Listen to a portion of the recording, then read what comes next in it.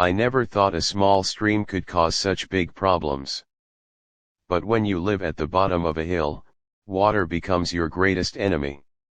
Every heavy rainstorm turned my backyard into a swamp, and one summer, the flooding got so bad it nearly reached my home's foundation.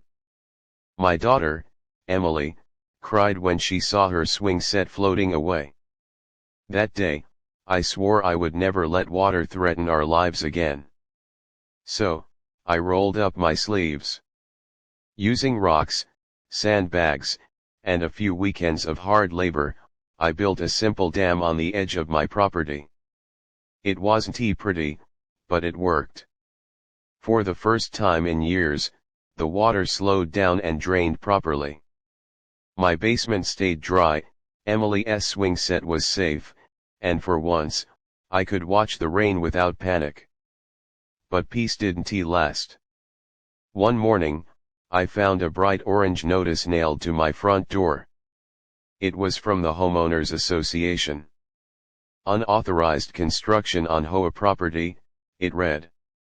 Immediate removal required. Fine, $10,000. My hands trembled with anger. This wasn't their land. I built the dam on my property, with my money, for my family's safety. I stormed into the next HOA meeting with photos and evidence, ready to defend myself. The board members sat in their suits and pearls, sipping coffee like they were running a courtroom. I pleaded with them, explaining the flooding, showing them pictures of the damage before and after the dam. My voice cracked as I said, I built this to protect my daughter. If the water keeps rising, it's not just my home at risk, it's the whole neighborhood. They didn't care. The president of the HOA, a sharp-faced woman named Carol, tapped her pen against the desk and said coldly, rules are rules. No unapproved structures. You either remove it or pay the fine. End of discussion.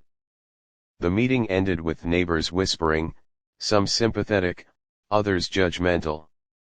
I walked out feeling defeated, but also furious. They didn't just ignore my problem, they ignored the community's safety. After weeks of letters, threats, and late-night arguments with myself, I gave in. I couldn't afford $10,000, and the stress was eating me alive. So one weekend, with Emily watching sadly from the porch, I tore the dam down piece by piece. The stream roared back to life, stronger than ever, rushing downhill like it had been waiting for revenge. It didn't take long. The first storm of the season hit hard. I sat by the window that night, heart heavy, knowing what was coming. The rain hammered down for hours, the stream growing louder and louder until it sounded like a beast tearing through the land. By morning, the neighborhood looked like a war zone. Streets were rivers, driveways were lakes, and basements including mine were drowning. Neighbors stood ankle-deep in filthy water, dragging out ruined furniture and soaked boxes. The very board members who fined me were outside in their rain boots, faces pale with shock. Carol stood on the corner, yelling orders no one followed, her pristine shoes sinking in mud. She caught my eye across the street, her lips tightening, but she said nothing. She didn't have to. The water spoke louder than both of us. The damage was brutal.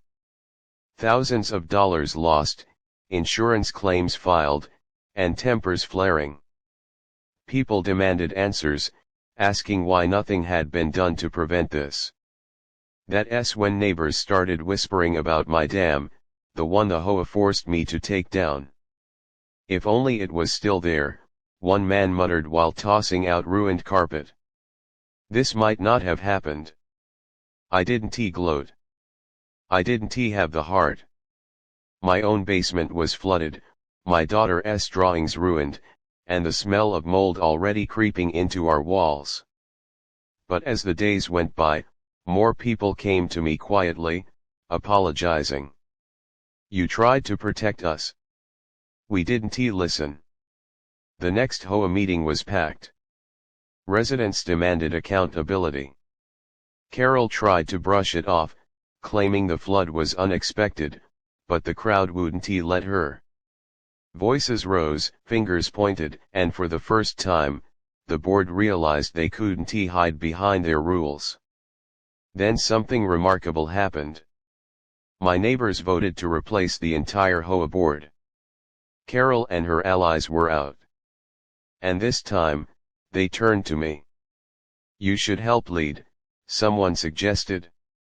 I shook my head at first, but the idea grew. Not because I wanted power, but because I wanted to protect families like mine. So I agreed. With the community's support, we rebuilt a stronger, approved version of the dam. Engineers got involved, permits were filed, and neighbors volunteered their weekends to help. We planted trees along the stream, added drainage systems, and made sure it was safe for everyone.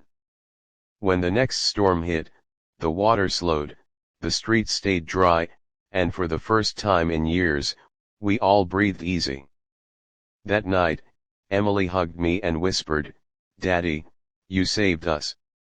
My eyes burned with tears, not from pride alone, but from relief. Not just for us but for the whole neighborhood that finally understood the cost of silence. In the end, the flood taught us all a lesson: sometimes rules mean nothing if they ignore real problems. Sometimes doing the right thing means standing up, even when others don't see it yet. And sometimes, it takes a storm to show people who's really fighting for them.